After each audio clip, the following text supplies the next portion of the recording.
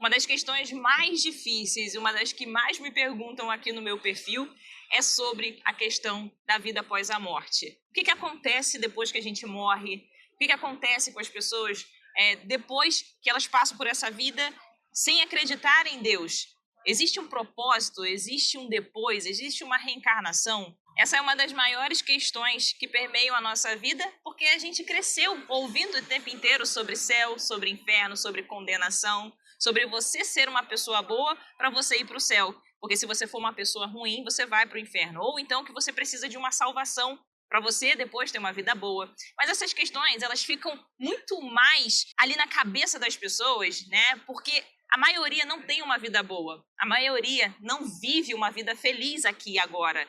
Então, por elas viverem uma vida triste, uma vida limitada, uma vida sem prazer, elas acabam acreditando, querendo mesmo acreditar que elas lá no futuro, depois da morte, elas vão ter uma outra oportunidade de vida. Ou então, quem sabe, uma reencarnação, onde nessa outra vida, nessa próxima vida, ela talvez tenha a possibilidade de ser rica, ou então de viver uma vida feliz, com o grande amor da vida. Então, ela quer acreditar que ela vai viver num céu onde existe ruas de ouro, anjos tocando harpas, onde ela possa fazer carinho nos animais. Então, isso parece uma boa proposta mesmo.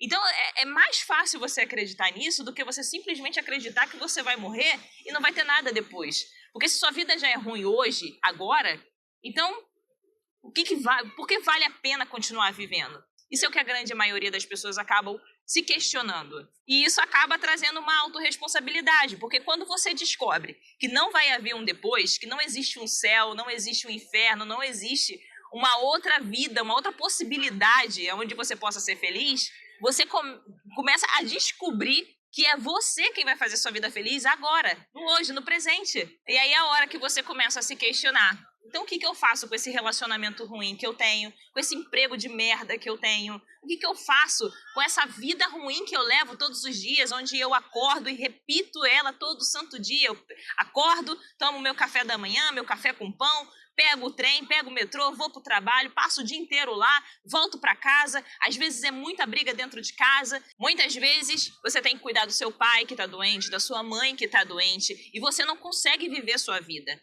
Isso daí traz uma autorresponsabilidade para você de que é você quem vai ter que tomar as rédeas da sua vida a partir de agora e ser feliz apesar de. E isso é um grande conflito, porque antes você tinha um Deus, você tinha uma igreja, você tinha pessoas dizendo a você exatamente o que fazer, porque você acreditava que depois da morte você teria essa oportunidade de viver uma vida melhor, sem esses pesos que você carrega hoje.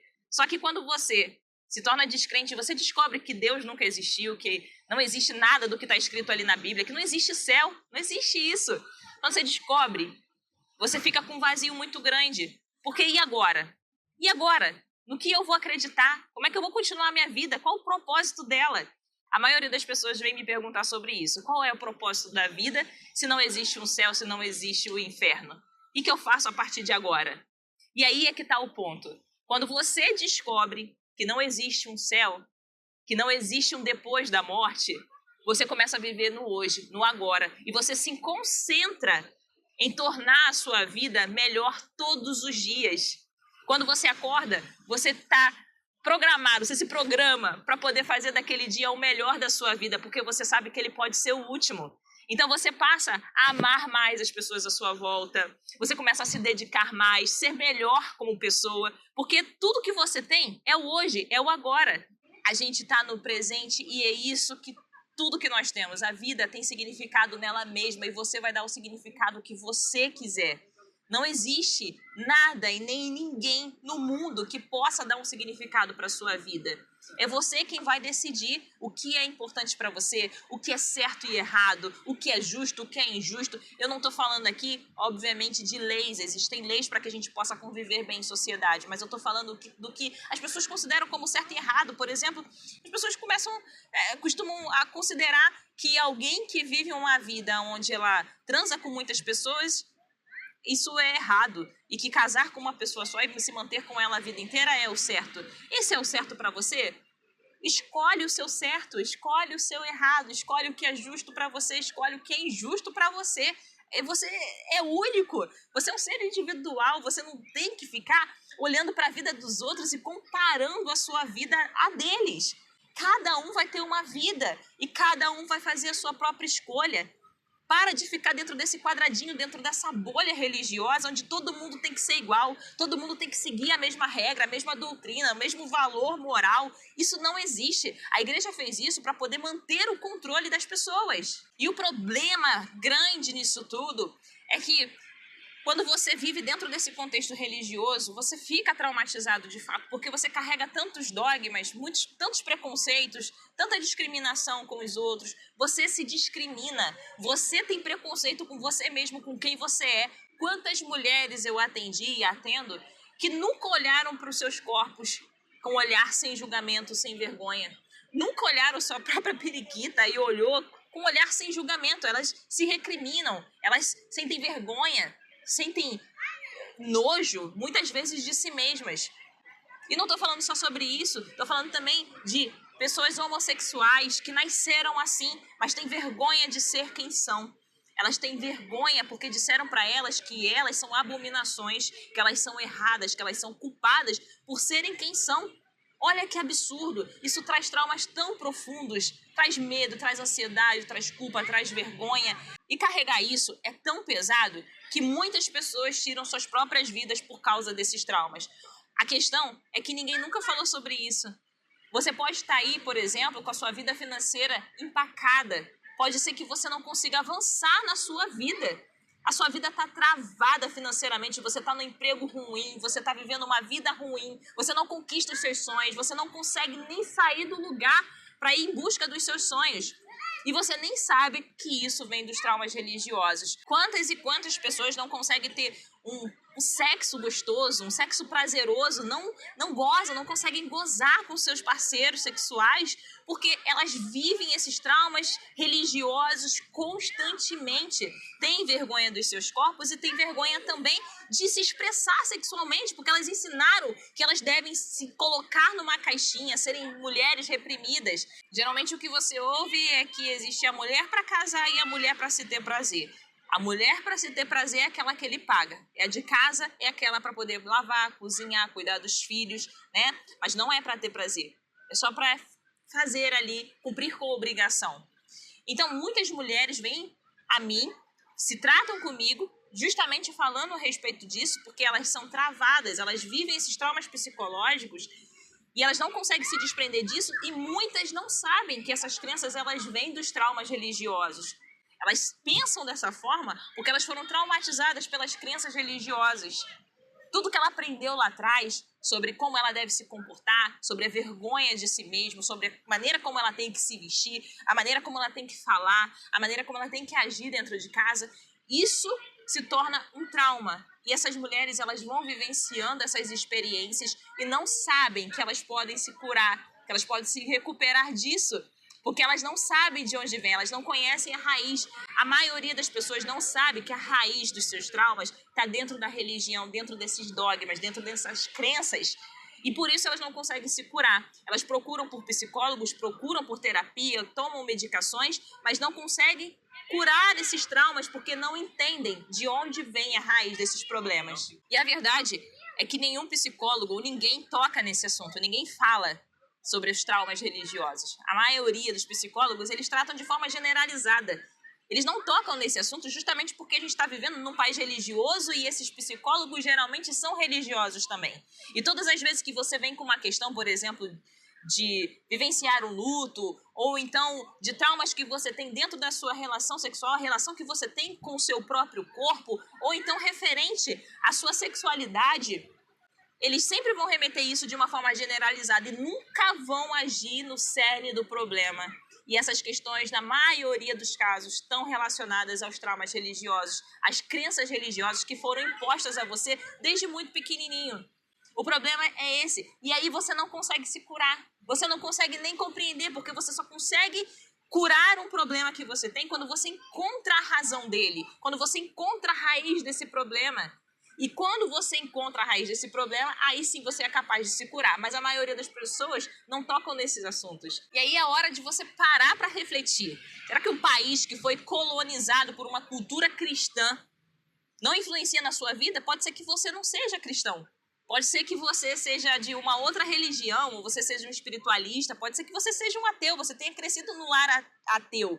Mas, ainda assim, a nossa cultura ela é religiosamente cristã. Você precisa compreender isso. Todos os valores morais e éticos que foram ensinados a você, tudo isso nasceu da religião cristã. E por isso você pensa como pensa, e por isso você age como age, e por isso que você tem esse senso de justiça e injustiça, de certo e errado, mas que vem, a raiz dele está dentro da religião, porque o nosso país ele foi colonizado com a cultura cristã, com o pensamento cristão. E você não questiona isso. Você não questiona porque você ouve todo mundo falando isso, você aprendeu sobre isso com seus pais, com seus avós, com seus amigos, o tempo inteiro à sua volta. E aí aquele senso de certo e errado está enraizado em você.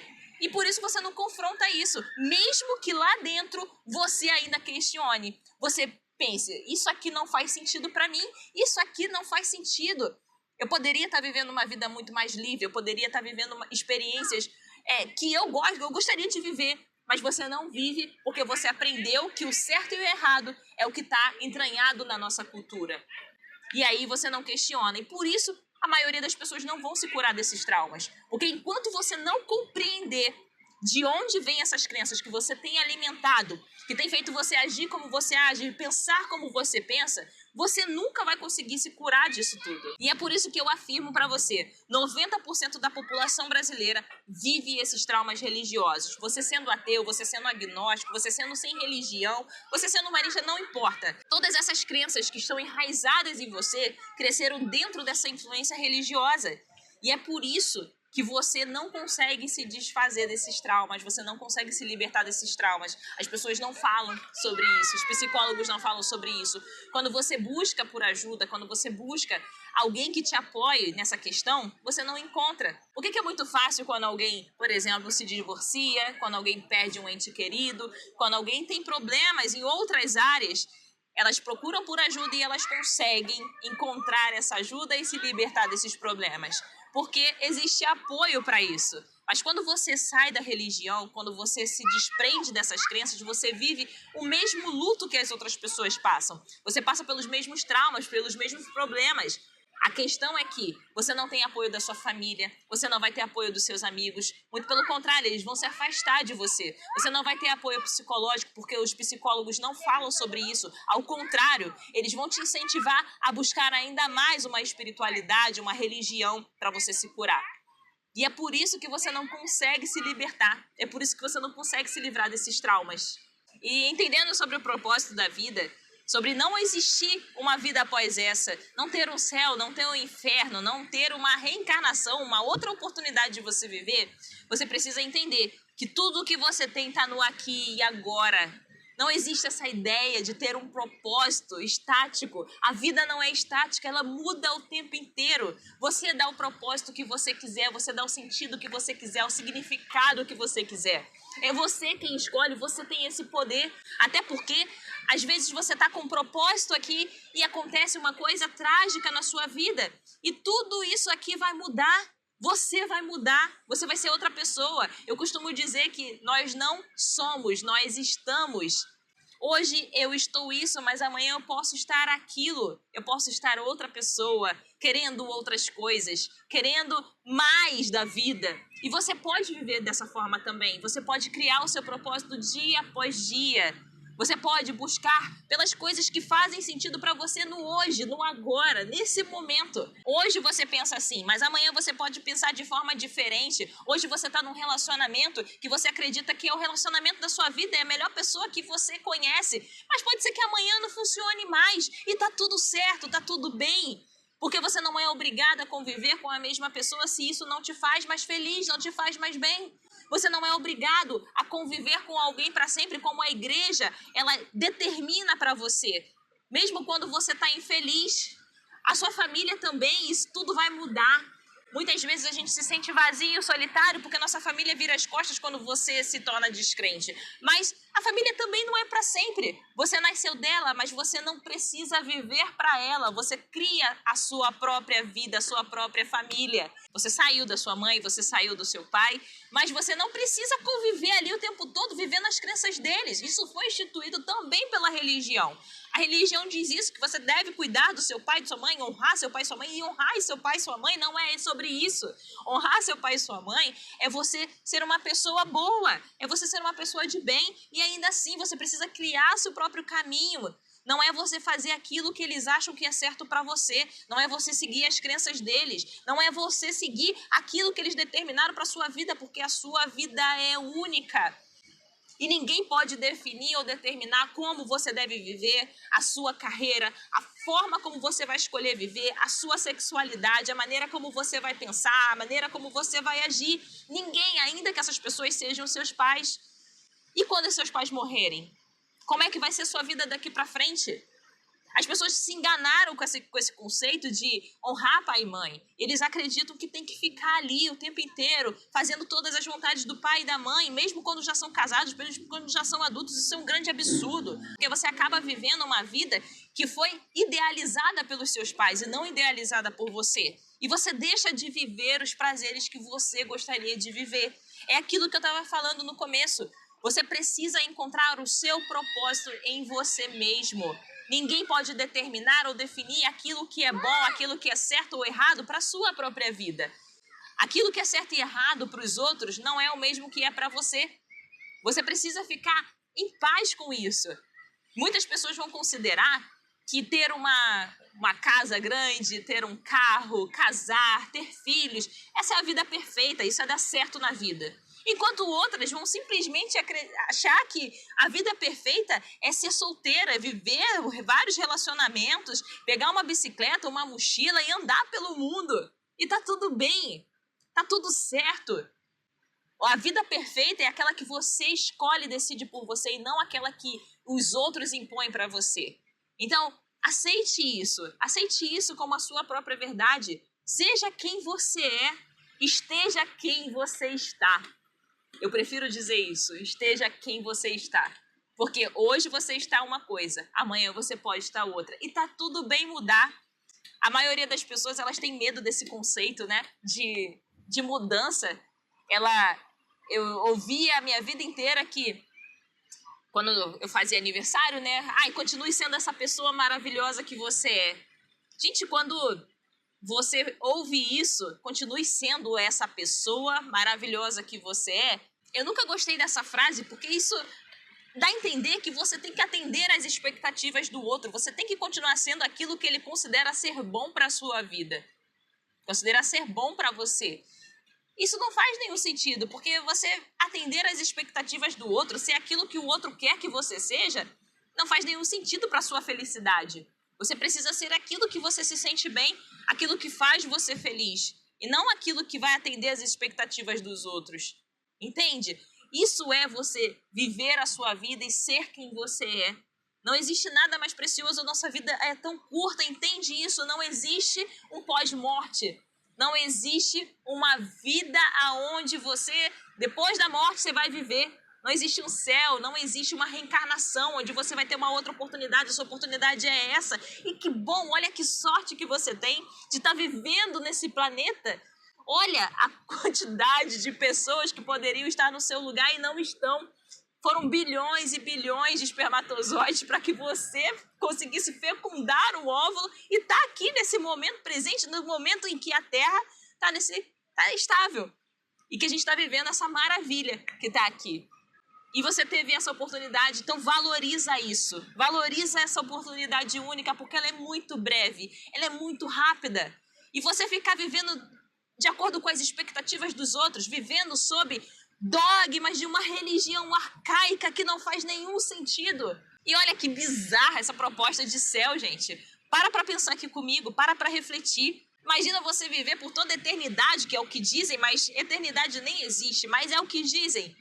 Você viver no céu com um monte de anjos à sua volta, tocando harpas. Santo, santo, santo, santo, santo, santo é o Senhor. E aí você faz carinho nos animais. E aí, não tem mais nada. O que tem pro trás da vida? Não tem uma cerveja, não tem uma festa, não tem sexo, não tem prazer. Gente, o que você quer fazer no céu? Não faz sentido. Então, você precisa compreender e ter um olhar crítico para essas coisas, porque não faz nenhum sentido. Não faz sentido. Eu sei que você ouviu isso a vida inteira, eu sei que todo mundo repete isso, mas não faz nenhum sentido. A gente está falando aqui de um povo primitivo, de um povo arcaico, um povo que muitas vezes eles tinham que caçar, eles tinham que colher, eles não tinham higiene, eles não tinham uma boa casa, não tinha uma possibilidade de uma vida boa.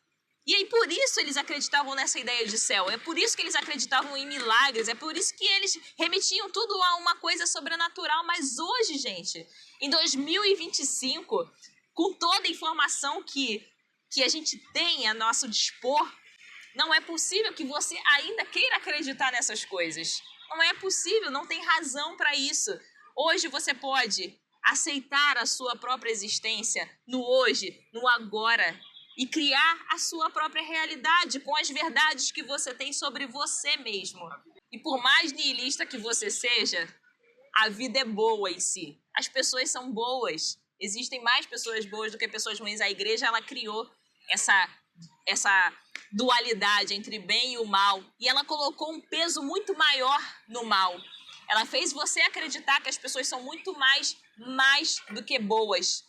Mas isso não é verdade. Se você olhar ao seu redor, as pessoas são muito mais boas do que ruins. As pessoas são boas e a vida também é boa em si. Apesar dos desafios, não existe vida boa sem desafios. A gente sempre tem que fazer escolhas.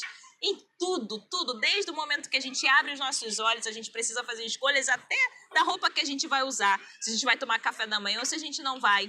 Existem desafios ao longo da nossa vida, sim. Mas ainda assim, a nossa vida é boa. Você precisa ter um olhar positivo a respeito disso. Porque apesar de tudo, apesar dos desafios, apesar das coisas ruins que acontecem no mundo, a vida é boa de se viver. Não existe vida sem desafios. A lebre foge do leão. A tartaruga, ela vai fugir do tubarão. E a gente precisa fugir dos nossos boletos. É natural, isso faz parte da nossa vida. Existem muitos desafios, mas não é por causa disso que a sua vida precisa ser ruim. Você precisa tomar decisões. A questão é que a maioria das pessoas não consegue tomar decisões porque ficam esperando uma resposta divina, uma resposta dos céus. Você está num casamento péssimo, você está infeliz e você fica esperando uma resposta de Deus para poder decidir o que você precisa fazer ou não. Ou então você fica esperando que essa pessoa mude, seja transformada pelo Deus que você criou na sua vida. Isso não vai acontecer, não vai. Você precisa tomar uma decisão na sua vida.